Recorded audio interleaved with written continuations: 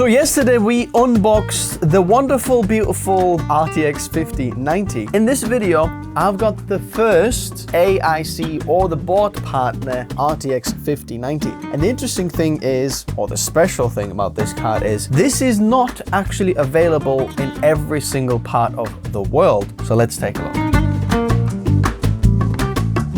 Licensing Windows is cheap and easy with whokeys.com, and if you use the code TN20, you get an extra discount. Complete the purchase, copy the key, and paste it to the activation settings. And you're all done. Also, check out their Microsoft Office 19 license and use the same code TN20 for the extra discount. Check out whokeys.com in the video description below.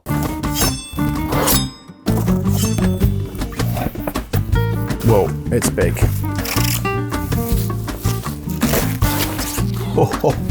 So this is Palit RTX 5090 and this is Gamerock design. So what we can see here is 3 fans, turbofan 4.0, air deflector, superior rigidity, composite heat pipe, never heard of that before, and a vapor chamber, obviously.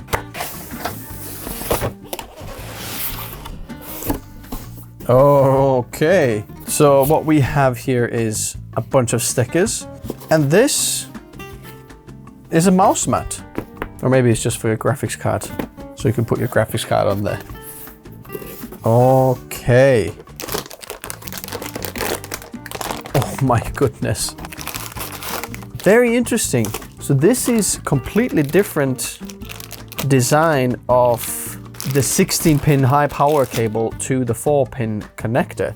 The one that came with Nvidia is a custom made for Nvidia. I think previously they were exactly the same. So as you can see, this one is the original one from Nvidia, a Founders Edition card, and it's very, very soft. It's different. It says Nvidia on both of them, but the design is different. Founders Edition one has proper sleeved cables, whereas these board partner ones, they are just very, very similar to the previous generation. But it looks like the cables are closer to the edge what it was previously. Then we have little plate here that I believe is for if you want to have GPU bracket attached to that.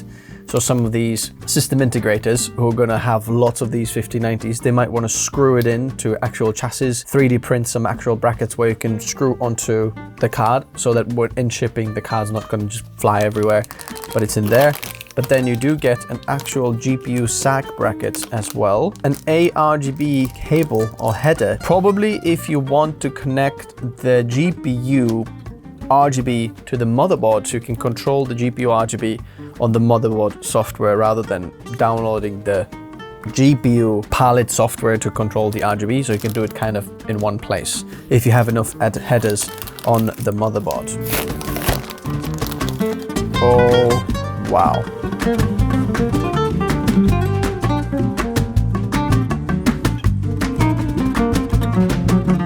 So let's compare it to the Founders Edition. So obviously the Founders Edition, as you can see from this angle, is a lot skinnier than this one over here.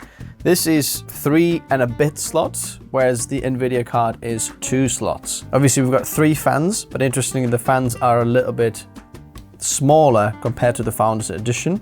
There is this wavy kind of a rock, that's why it's called Gamerock. If you remember the previous RTX 40 series of Palit, then there was kind of like a rocky, emeraldy, crystally kind of design. Now it's a little bit more wavy kind of design going on in there. They're quite deep fans here as well.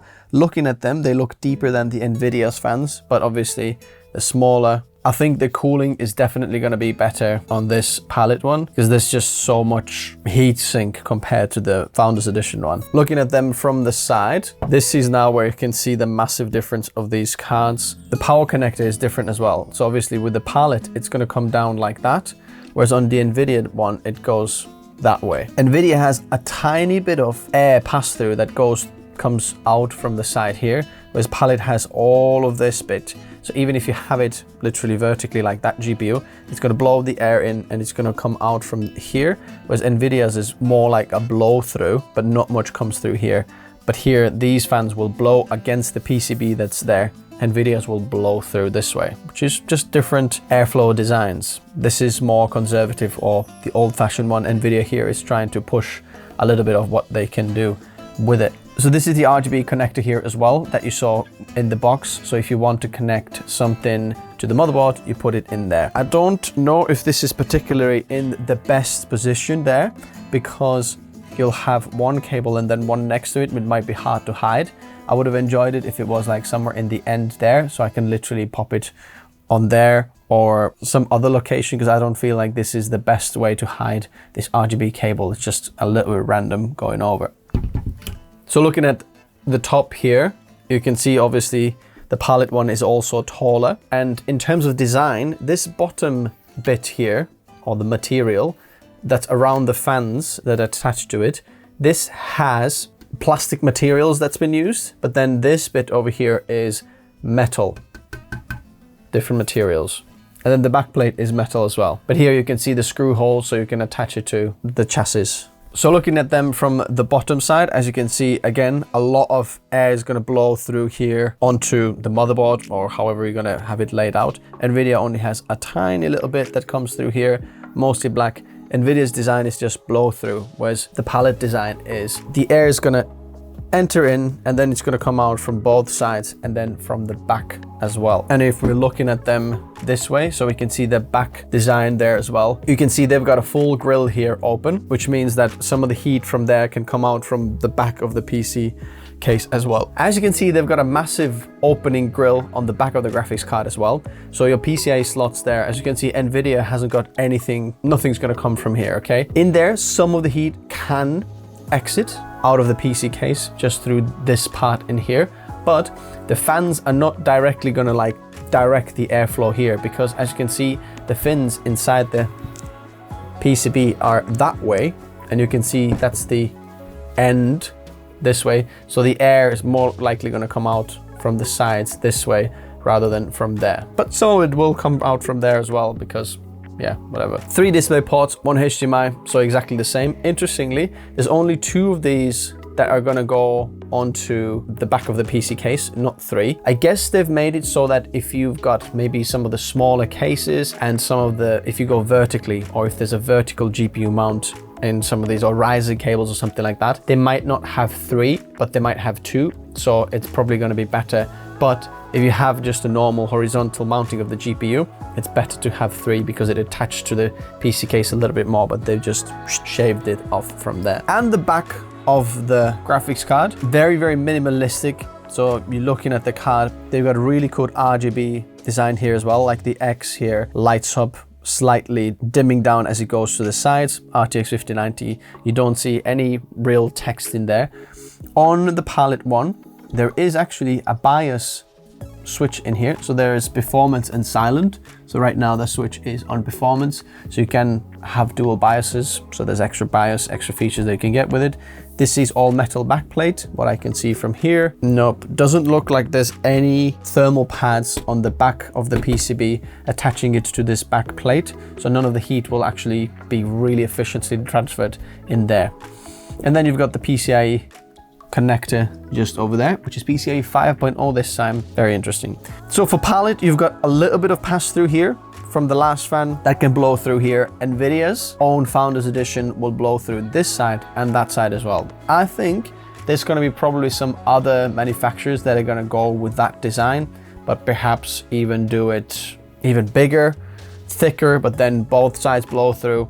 I don't know, we're gonna have to see. So what do I think about the design? I have a soft spot for minimalistic design where there's not a lot of screws, there is not a lot of edges, there's not a lot of text. It's very, very minimalistic. Now, I understand that this Palit card is probably a lot better for DIYers because you can customize it, you can easily repair it, you can take it off, you can take these screws off, you can do all sorts with it. And because they have to have the Nvidia's GeForce RTX on the card, and then they want their own branding on as well, Gamerock, you're gonna have a lot of text on the card. You have GeForce, Gamerock, then Palit, and then some other text information that's going on. I would suggest that all of this text and everything in here somehow be put underneath here, because this is the part that you don't actually see on a GPU, because this will always be laid either to the bottom or onto the motherboard, so nothing's going to be here. So all the text that you necessarily need on there, Just put it there. That's what I would do. If you want to check out more information about the Founders Edition and the previous one, go check that out yesterday. And there's some interesting things happening with the 50 series. By the way, if you have any questions about Creator PC builds, I'll always get back to my Connect messages within 24 hours. And if you want to build yourself best bang for buck Creator PC, there's build guides in the video description below. They're completely free, by the way, and whatever budget you have, there's one for you. I'll soon be updating them as well to the latest version, but right now, because of the new launch, the old hardware is even cheaper, so maybe worth checking out. Bye-bye.